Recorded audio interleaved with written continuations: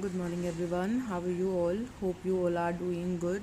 So, kids, as we were discussing sample paper in our last class, and we have discussed these 10 MCQs. So, in today's class, we are going to discuss our leftover sample paper. I'll give you all the key points to solve the leftover questions, and after that, I'm going to give homework in sections. Okay, that means section B one day, then section C, and then section D. So let us start discussing all these questions, and after that you will complete this work and send your answers to me. So here you can see that you have question number 11, in which there is a number and I have two blanks. That means you have to write predecessor and successor of this given number. So for predecessor, what you will do, you will just subtract 1 from this number, and when you will subtract 1 you will get 4, 6, 7, 8, 5, 4, 2. And when you will calculate successor of this number, you will get 4, 6, 7, 8, 5, 4, 4, because this is the number that comes just before and successor is the number that comes just after. Move towards the next question, that is question number 12. Now in this question you are to divide with 100, and division by 100, 10 and 1000 we have already discussed. Like when you are to divide with 100 and you just need to calculate its quotient and remainder, then what you will do to calculate its quotient, first we will see remainder. Like here you have two zeros, that means last two digits are your remainder, right? And the leftover digits are your quotient. That means 36 is quotient here and 25 is your remainder. You can see, right? Suppose you have three zeros here. If you have three zeros, that means if you are dividing with 1000, then last three digits will be your remainder and leftover digits will be your quotient. Now come to the next question, and that is dash is a unique number. So what is your unique number? Unique number is 1. 1 is unique because it is neither prime nor composite. So your unique number is 1. 1 is your unique number. And in the second blank you have to write down smallest prime number. So if 1 is our unique number and smallest prime number is 2, because 2 is having only two factors, 1 and 2, and this is the smallest prime number. We will not include 1 because it is a unique number, it is neither prime nor composite. Now move towards the next question, and in this question you have to add these two numbers. So for this what you will do, you will first arrange it and then you will add. I'm just showing you that how you will arrange it, and after that you will just add it. Okay, so here you have 3, 4, 7, 5, 6 and 9, right? And just below this you will just arrange 2, 5, 7, 8, 9, 2. So for this you will write 2, 9, 8, 7, 5, 2. Now just add. When you add these two numbers starting from the ones place, you will get its sum. Move towards the next question, that is question number 15, and in this question you have to round off the numbers to the nearest 10. And to round off the number to the nearest 10, what you will do, you will just underline the digit that is at the tens place. Sorry, it is 5, right? Here too. Now we will see whether this 6 is greater than 5 or less than 5. So this is greater than 5. So that means our 6 will become 0 and we will add 1 to the digit that is at the tens place. So after rounding off to the nearest 10, this will become 9, 8, 6, 0.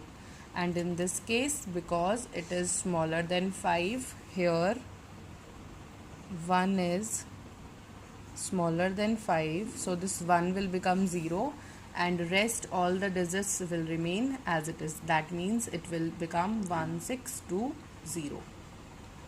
I hope this is clear to everyone. Now in the next question, you can see here you have to write the Roman numerals. So I am doing the very first part for you, and you will just complete your B and C part.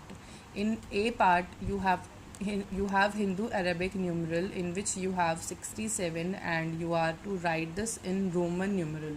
And for this, what you will do, you will write 67, right? So like this you will just complete your Roman numerals. Rules we have discussed, you will just break down the numbers. Like here I have broke it like 50 plus 10 plus 5 plus 1 plus 1. Use only those 7 alphabets that were given in the table. Now in question number 17, you have to subtract this from this.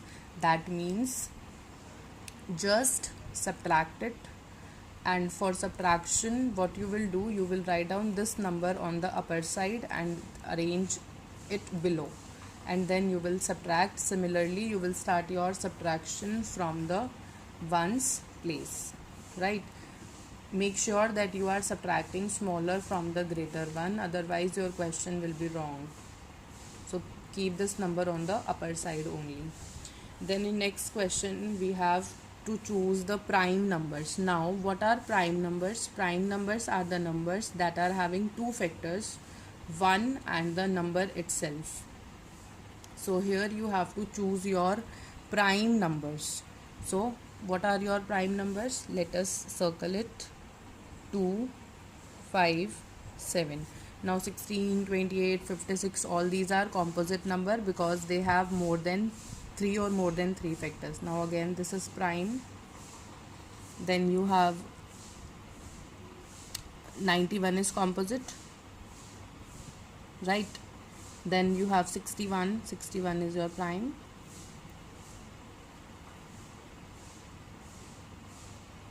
Right? And then you have 43, 43 is also your prime number. Okay? Now move towards the next question, and that is simplification. So for simplification, what you will do, you will apply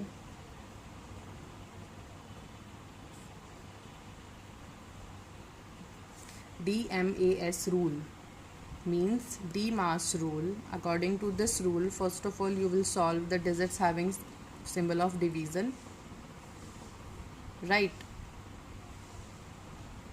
Then after you will go for multiplication, then you will add, and at the last you will subtract. In this case you will simplify your equation and you will get your simplified answer.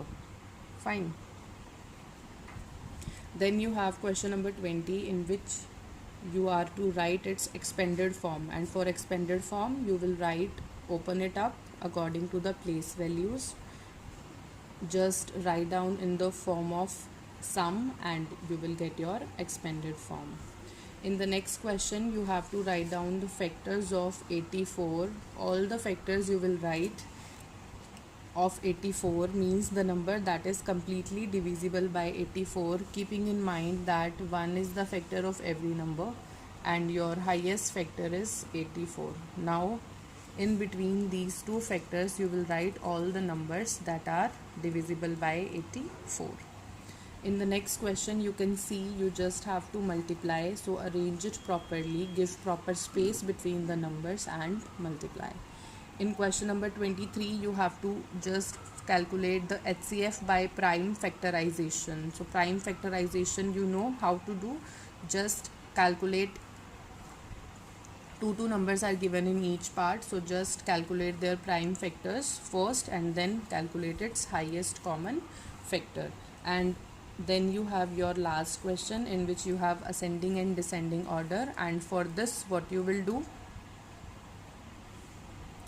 For ascending order, you will just arrange your number from smallest to greatest, and for descending order, you will arrange your number from greatest to smallest. I hope all these questions are clear to everyone. So now just complete your assignment, means section B, that I'm sending, and send back your answers. Thank you.